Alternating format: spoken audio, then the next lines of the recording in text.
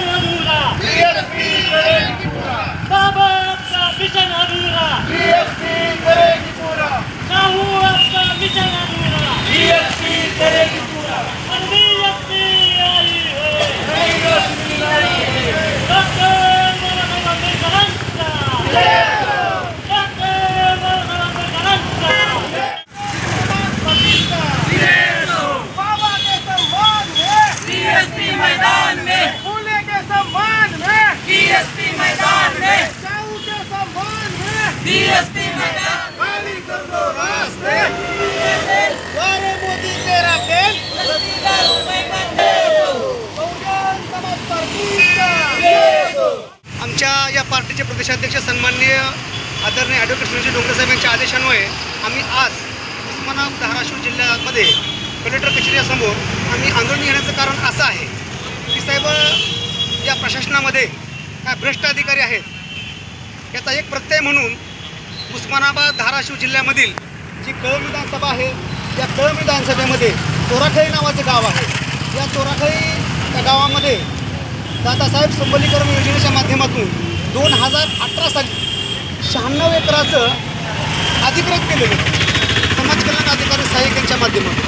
परंतु 2018ला फक्त 24 एकराचं वाटप झालेलं आहे. त्यानंतर हे प्रकरण प्रलंबित राहिलं आणि बहुजन समाज पार्टीच्या माध्यमातून आम्ही ज्यावेळेस यांना जे राहिलेले लाभार्थी आहेत त्यांना त्यांचं वाटप करा.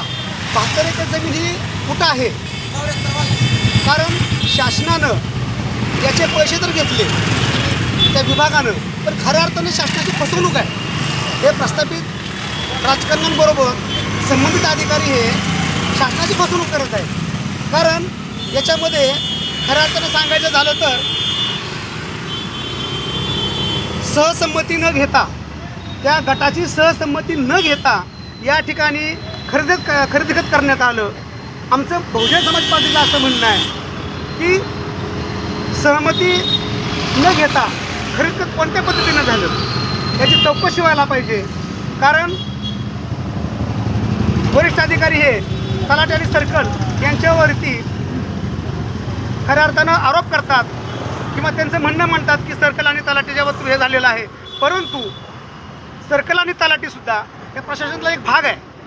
त्याच्यामुळे आमची मागणी अशी आहे की समाज कल्याण अधिकारी आणि रजिस्टर ऑफिसर जे सहाय्यक आहेत जे रजिस्टर आहेत यांची खऱ्या अर्थाने चौकशी होणं गरजेचं आहे. या प्रकरणामध्ये संबंधितांना जी भेटलेली जमीन आहे ही जमीन त्यांना मिळाली पाहिजे ही प्रथमतः बहुजन समाज पार्टीची मागणी आहे. त्यापैकी 24 एकर जमीन वाटप केली, 72 एकर जमीन शिल्लक आहे पण त्याचा फेरच काय त्याला ते ओढत नाही आणि ती उडवडीची उत्तर देतात का ओढत नाही याचं काय कळत नाही.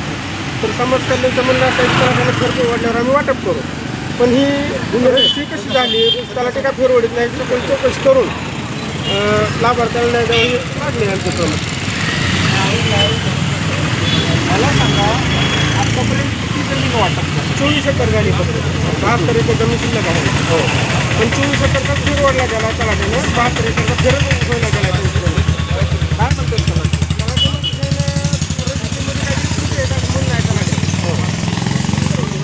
म्हणून तलाठी फेरवडत नाही आणि वाटप होत नाही त्याला लाभार्थ्याला. मला सांगा तलाट्याने फेर ओढत नाही याच्याबद्दल तुम्ही तलाट्याबद्दल तक्रार वगैरे केली समाज कल्याण विचारला केली पण ती मग ओढत नाही त्याला ओढायचं म्हणजे ती त्यांना आता लेखी दिल्या तलाठ्यानं की संमती नाही शेतकरी बिगर संमतीचे रजिस्टर झाले. रजिस्टर ऑफिसरनं रजिस्टर कशा काय केल्या बिगर संमतीच्या.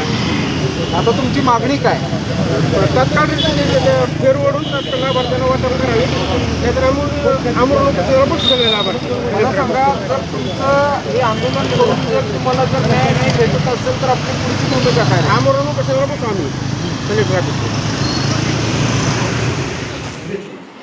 परंतु तिथल्या रजिस्टर ऑफिसनं जे सहहिस्सेदार आहेत गटामध्ये त्यांना न विचारता खरेदी केली. आता ती जमीन खरेदी खतर झाली परंतु नावावर होत नाही. त्याला तुमचाच तलाठी सर्कल म्हणून